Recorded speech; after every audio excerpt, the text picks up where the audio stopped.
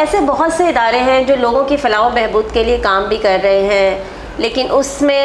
کسی special person کے لیے، اسپیشل چائلڈ کے لیے کام کرنا بہت ٹف ہوتا ہے، کیونکہ ان کے لیے زیادہ ریسورسز پرووائڈ کرنی پڑتی ہیں، ان کے لیے زیادہ مشکلات کا سامنا ہوتا ہے، اور ان کو سکھانا، ان کو اس قابل کرنا کہ وہ زندگی کی دوڑ میں شامل ہو سکیں، یہ بہت مشکل کام ہے۔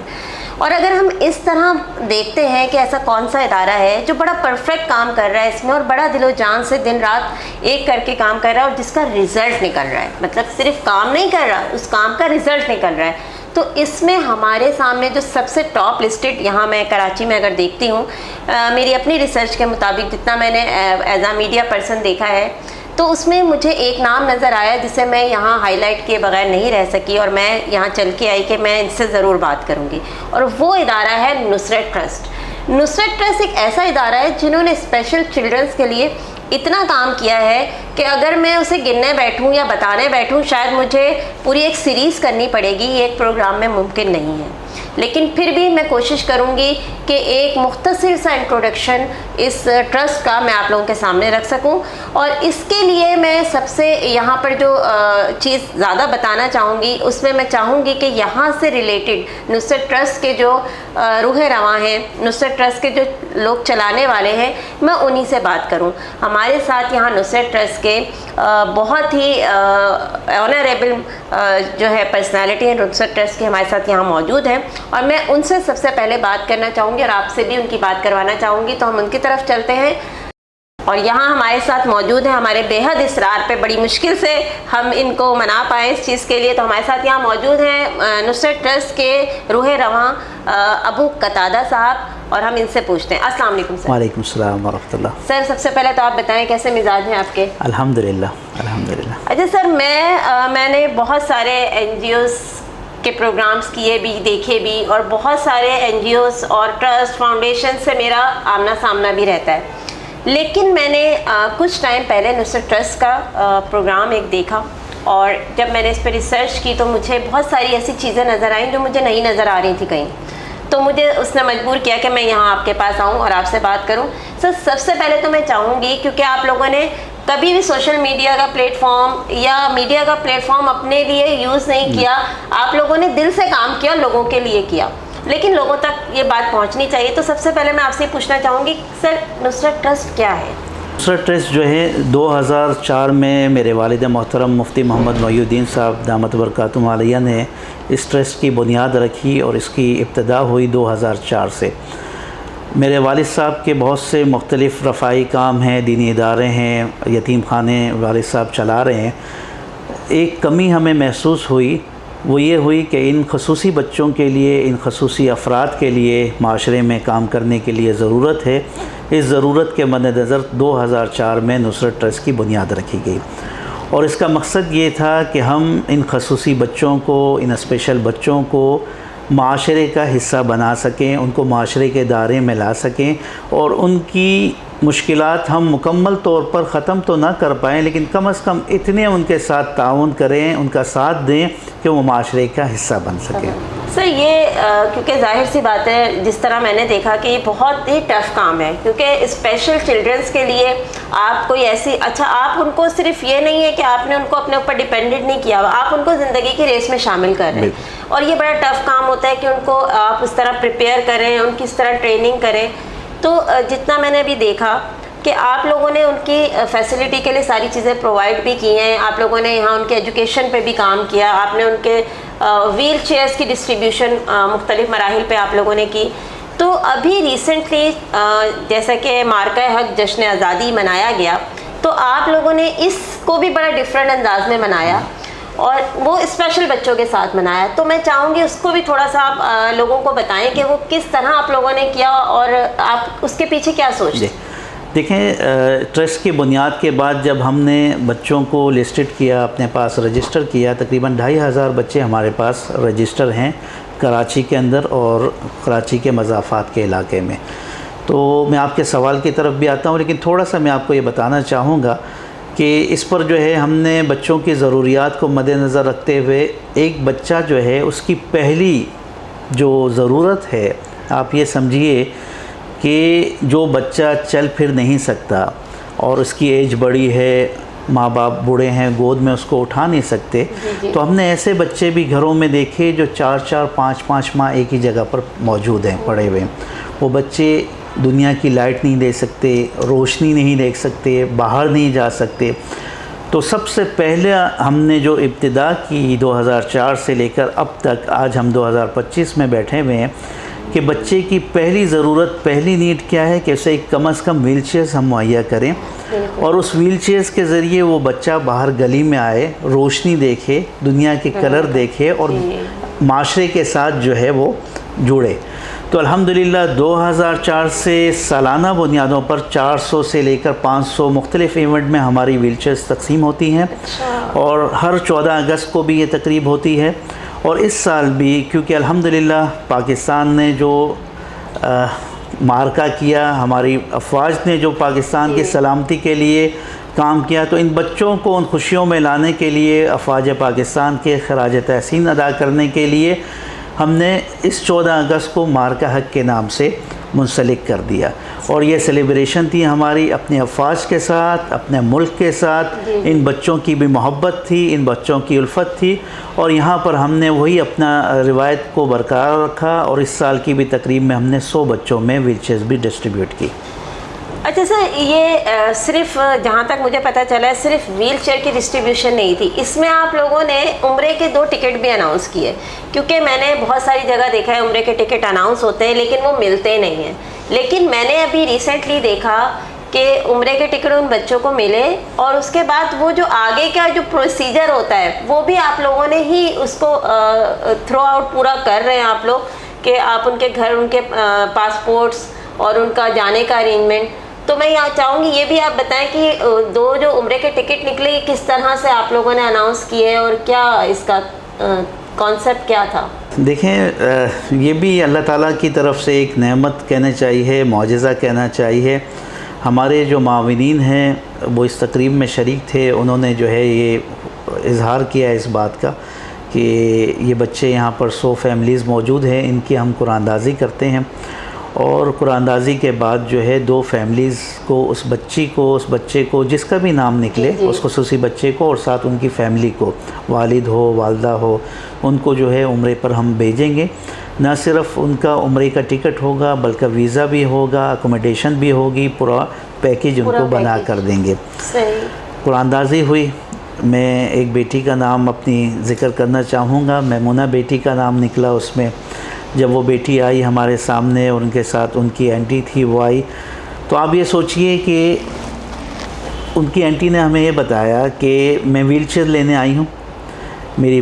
یہ بھتیجی ہے، بچی ہے، بھانجی ہے، ڈیزیبل ہے، اور میرے پاس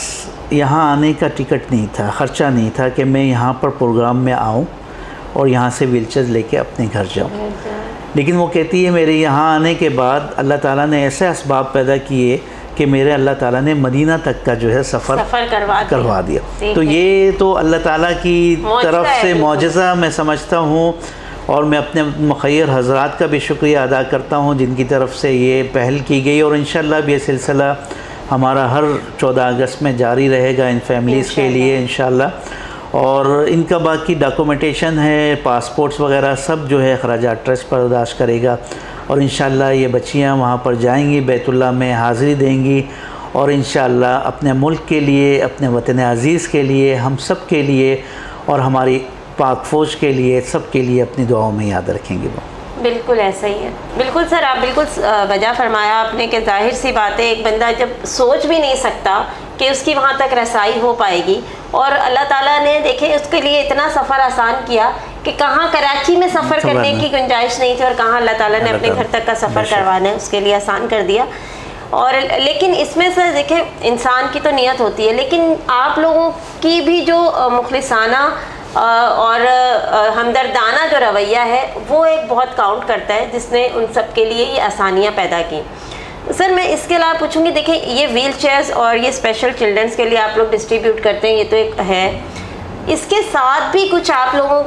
کے پروگرامز ہوتے ہیں جس میں ووکیشنل ٹریننگز ہوتی ہیں اور روزگار اسکیم سے ریلیٹڈ بھی کچھ ہے، تو میں چاہوں گی آپ وہ بھی ناظرین کو بتائیں کہ کیا کیا ہے اور کیسے لوگ آپ کو اپروچ کر سکتے ہیں۔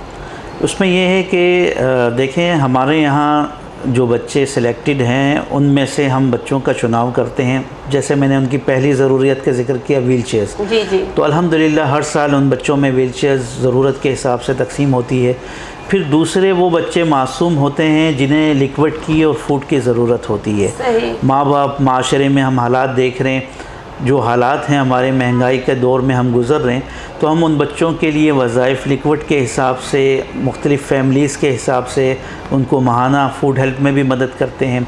پھر ہماری اسکیم ہے کفالت پروگرام کی، جس میں ہم پورے خاندان کو راشن مہیا کرتے ہیں اگر ان کے گھر پہ جو ہے کمانے والا ایک ہے اور اس مشکل حالات میں مشکل وقت میں وہ پورا نہیں کر پا رہے. اسی طرح ان بچوں کی بیوائیں بھی ہمارے ساتھ جڑی ہوئی ہیں، ان کو بھی ماہانہ طور پر ہم فوڈ ہیلپ میں ہر مہینے راشن دیا جاتا ہے، نقد کے حساب سے کیش دیا جاتا ہے. پھر ہمارے وہ بچے جو پاؤں سے معذور ہوتے ہیں، جن کے ہاتھ سلامت ہے، ذہن سلامت ہے، ان بچوں کو ہم اپنے ملیر کمپلیکس میں لے کے آتے ہیں. پائلٹ پروجیکٹ ہمارا ملیر میمن گوٹ میں 5 ایکڑ کی اراضی زمین ہمیں الاٹ ہے نصرت ٹرسٹ کے نام پہ، جہاں پر مستقبل میں انشاءاللہ ہمارا ایک بڑا کمپلیکس ہوگا، جس میں اسکول ہوگا، مسجد ہوگی، ہاسٹل ہوگا، ہاسپٹل ہوگا، اور ان میں 500 بچوں کو ہم بورڈنگ میں رکھ کر ان بچوں کو ہم معاشرے کے کارآمد شہری کے طور پر ٹریننگ دیں گے، ان کو لے کر آئیں گے. اس وقت ہمارا وہاں پر پائلٹ پروجیکٹ چل رہا ہے، جس میں ہم 80 بچوں کا ایک بیچ بناتے ہیں. ان 80 بچوں کو ہم وہاں لے جا کے رکھتے ہیں، وہاں پر ان کو ہم موبائل ریپیئرنگ کی ٹریننگ دیتے ہیں. 8 مہینے کورس کے بعد جب وہ بچے موبائل ریپیئر کرنا سیکھ جاتے ہیں تو ان کے گھروں میں، ان کے علاقوں میں آ کر ایک شاپس کھول کے دی جاتی ہے، تاکہ وہ بچے خود آمد شہری بن جائیں اور معاشرے کا حصہ بن جائیں. اور تو ظاہر سی بات ہے اپنے گھر کی کفالت کرنے کے قابل بھی ہو جاتے ہیں وہ. اور سر یہ میں نے ابھی تھوڑی دیر پہلے میری بات ہو رہی تھی، تو آپ لوگ روزگار اسکیم میں رکشہ وغیرہ بھی پرووائڈ کرتے ہیں؟ جی بالکل. رکشے کا ہمارا سلسلہ یہ ہے کہ اگر گھر کا سربراہ فیملی ممبر آیا وہ پیدائشی ڈیزیبل ہے یا خدا نہ خواستہ کوئی حادثے کی صورت میں گھر کا سربراہ جو ہے وہ ڈیزیبل ہو گیا ہے اور وہ معذور ہے اور کمانے والا ان کے گھر پہ کوئی نہیں ہے اور وہی ایک کمانے والا ہے، تو ہم یہ کرتے ہیں کہ اس کو ہم آٹو رکشہ چلانے کی ٹریننگ دیتے ہیں،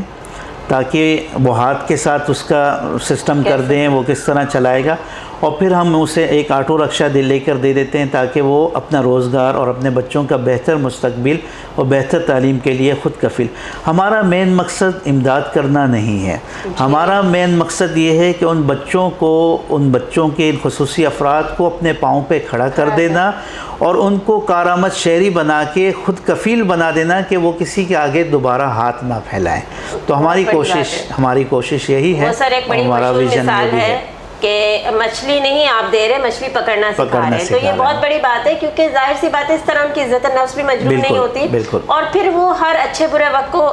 فیس کرنے کی ایبلٹی بھی ان میں آ جاتی ہے. بہت بڑی بات ہے. اور سر میں آخر میں آپ سے یہ بھی پوچھنا چاہوں گی کہ مجھے یہ بتائیں کہ آپ کا فیوچر میں ان فیوچر آپ لوگوں کے اور کیا پلان ہے نصرت ٹرسٹ سے، اور کیا کیا ہونے والا ہے؟ دیکھیں، اللہ تعالیٰ سب سے پہلے ہمیں اللہ تعالیٰ کا شکر ادا کرنا چاہیے کہ اللہ تعالیٰ جتنا ہم سے کام لے رہا ہے اللہ تعالیٰ اپنی بارگاہ میں اسے قبول کرے. آمین. اور اللہ تعالیٰ ان بچوں کے چہروں پہ خوشیاں لے کر آئے، اور ان بچوں کی چہروں کی خوشیاں کی وجہ سے اللہ تعالیٰ ہمارے ملک کی بھی حفاظت کرے اور ہمارے دین کی، ایمان کی بھی حفاظت کرے. نصرت ٹرسٹ کا جو خواب ہے، جو ایم ہے، وہ یہ ہے کہ ہم ان بچوں کو، میں اپنی بات رپیٹ کروں گا، ان بچوں کو ایسا کارآمد شہری بنائیں، ان بچوں پہ جو دنیا سے کٹے ہوئے، معاشرے سے کٹے ہوئے، یہ گھر کے کونے قدرے میں اندھیرے میں پڑے ہوئے ہیں، یہ ہیرے ہیں ہمارے. ان میں بہت سے بچے اللہ تعالیٰ نے ایسی صلاحیتیں رکھی ہیں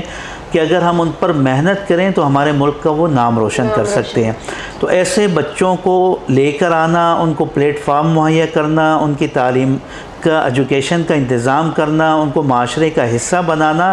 اور پھر معاشرے کے ساتھ کھڑے ہو کر قدم سے قدم ملا کر چلنا سکھانا، انشاءاللہ یہ ہمارا ایم ہے اور یہ ہمارا مشن ہے. اور انشاءاللہ ان بچوں کے لیے، ان کی فیملیز کے لیے، ان کے خصوصی افراد کے لیے ہمارا یہ مشن جاری رہے گا،